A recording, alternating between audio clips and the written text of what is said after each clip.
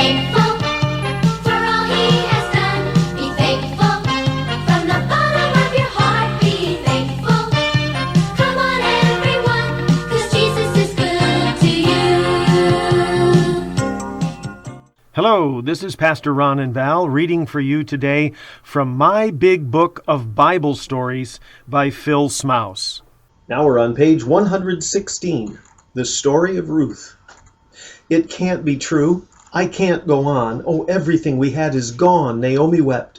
Poor Ruthie cried. Naomi's precious sons had died. And oh, one precious, priceless son, Naomi's son, that very one was Ruthie's husband, her one and only, one true love. Now sometimes when it rains, it pours, and this time it would pour for sure. For evil people ruled the land, as evil people sometimes can, and sometimes will, and sometimes do, when you and I allow them to. From here to there, from there to here, the food began to disappear. It filled the people full of fear, yes, full of fear from ear to ear. Orpah, Ruth, Naomi cried, the time has come, we must decide. We have to leave, we cannot stay. We cannot stay, not now, no way. From north to south, from west to east, the men are gone, extinct, deceased. Without a man, Naomi said, we're all about as good as dead. Now, ladies, things were different then, so don't get too upset, amen?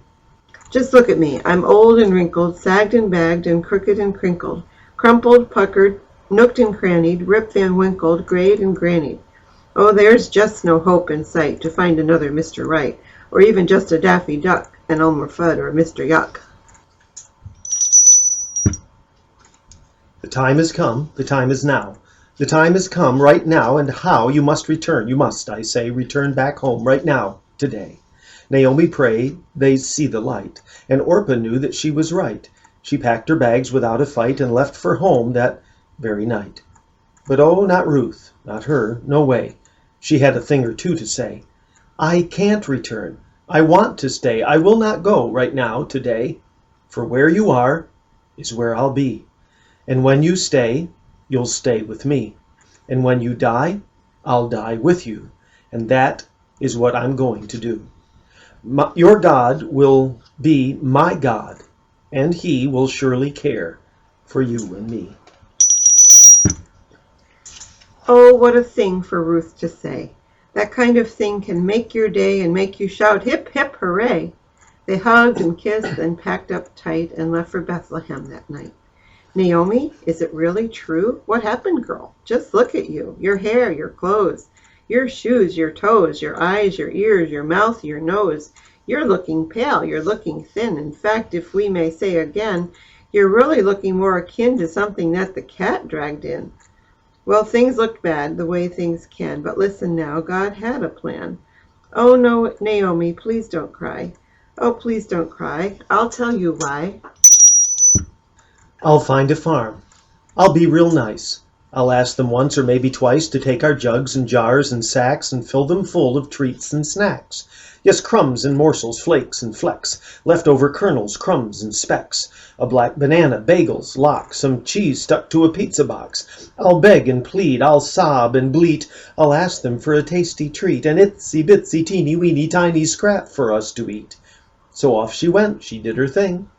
She did it, never noticing that someone had been fastening his bulging eyes on everything. Who is that girl out in my field, and what she's doing? Boaz squealed. Look at that hair, look at those eyes. Excuse me just 1 minute, guys. I've got to go and socialize. He shaved his toes, he licked his lips, he checked his teeth for cracks and chips.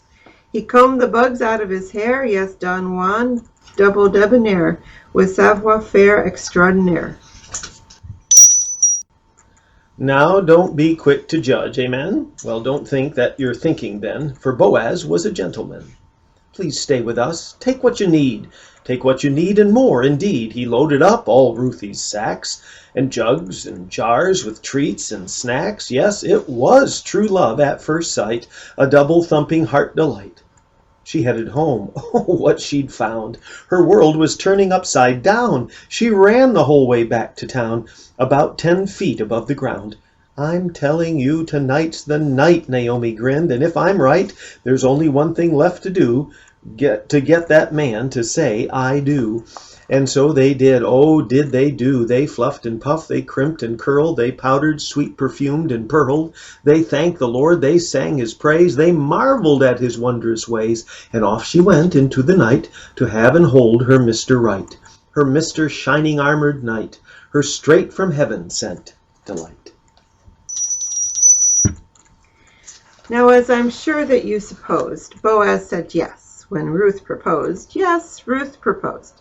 That's what I said. Just look it up. Go right ahead. They tied the knot and lived to be quite happy ever afterly. And soon God blessed them with a son, a precious little baby one. But wait, this story's far from done, because their son, he was the one who had a son who had a kid known as King David. Yes, he did. And David was the great times 3 times 1 plus 8 great granddad of a man whose wife you've likely heard of all your life. A man whose son, to be precise, was Jesus. No? Yes, Jesus Christ. Take a second, think it through. Oh, what God will go and do. For God is love, and love is kind, the kindest that you'll ever find, the kindest that you'll ever see. That's something else. Don't you agree?